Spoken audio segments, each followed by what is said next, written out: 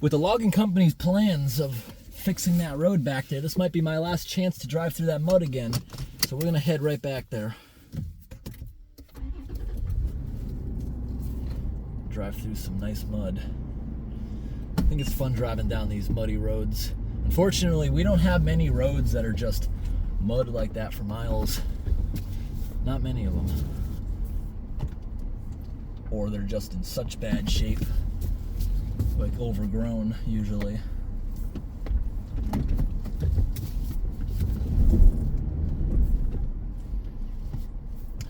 Four-wheel drive. All right, let's go.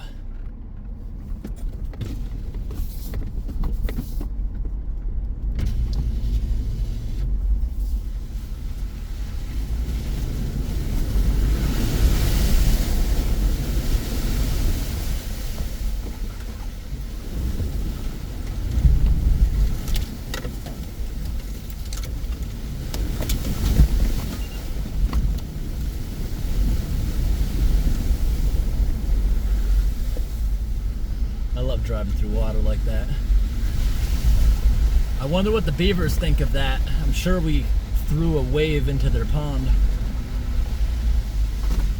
Now, this is a part, if you don't have four-wheel drive, you'll get stuck, but I'm too long for both of my sets of wheels to get stuck in that hole though, so I didn't even feel it happen.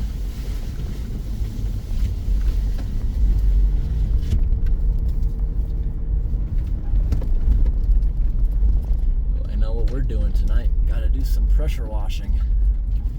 Lots of mud from these couple days out here in the woods. Still got some muddy sections because years of the road being neglected, the drainage ditches have filled in. So now the lowest spot's the road, so that's where all the groundwater is traveling. Constant flow of water now in the road. I wish they'd take all their culverts out. There's so many decaying plastic culverts all over the side of the road. At least with the metal ones, it can just rust away and there's not a problem. Usually by the time they take it out, the galvanization that's gone.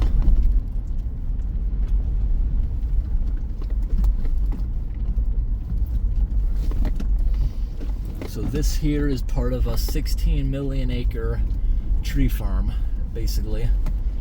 A lot of these woods, they said they're legally not allowed to call some of it forest because of the way it's replanted without the biodiversity of the forest. They say it's technically a tree farm.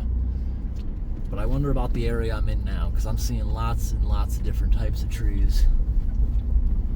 But there's certain areas you'll drive through, it literally for thousands of acres, it just looks like an overgrown Christmas tree farm, because every single tree is balsam fir used for pulpwood, the production of paper, plywood, pressboard, that kind of stuff. Did they grind the tree up to use it for stuff?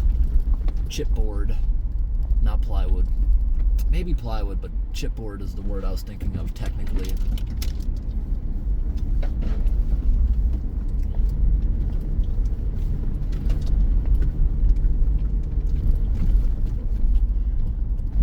This road here was blocked earlier in the year, but somebody chainsawed it.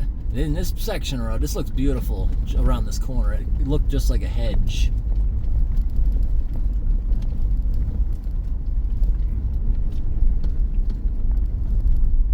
Very pretty road.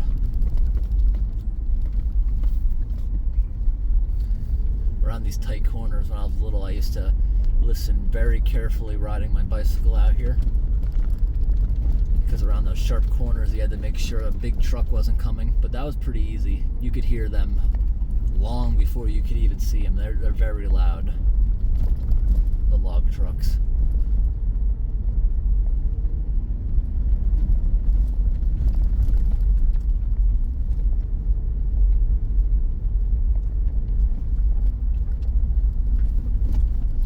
Now we're approaching an area of road that we just resolved the flood by unclogging the culvert pipe. We're coming back. They're probably posted in my last video the results of that. We're just going back now to do some before and after shots because it's been well over an hour and it should be completely back to normal, the level about 3 feet. The pond up here was a secondary pond. We actually, in my last video, we took a whole walk up there, which was like 2 hours ago or so now. We took a walk deep into the beaver swamp and showed their primary pond where they likely live. The lodge I could not locate. It's probably very well hidden. They like to do that.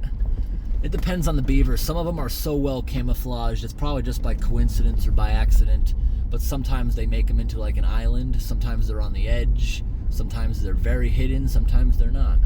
A brand new beaver lodge, if it's brand new, it sticks out because when they shave the bark off, it looks like new lumber, and new lumber is white. It shows up and it looks really cool too. I've only once photographed a brand new beaver swamp that was literally just built.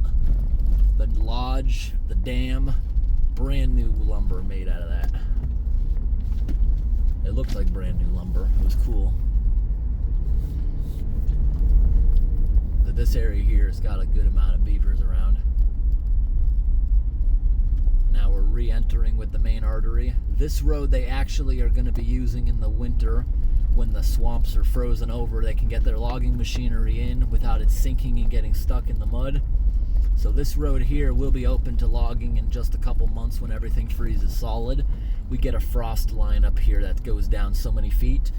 Many people ask me, and in fact, logging is, they do actually more of it to an extent in the colder months because their trucks don't get stuck and they can actually have heavier trucks. This time of year, most of their trucks are around 100,000 pounds or so. If it's very muddy, they actually have to do like 80,000 pound trucks, which are the street legal ones. But this time of year, it's when the roads are dry in the summer or completely frozen in the winter, they'll have their giant double wide trailers. They're double wide, and they're also they're so tall that it wouldn't be legal to go on the public roadways. They're huge trucks, and they can weigh over 200,000 pounds when they're loaded up. Huge and heavy. And I hope today's video was interesting, everybody. Thanks for watching and have a great day. Now we're gonna get back to filming yesterday's video.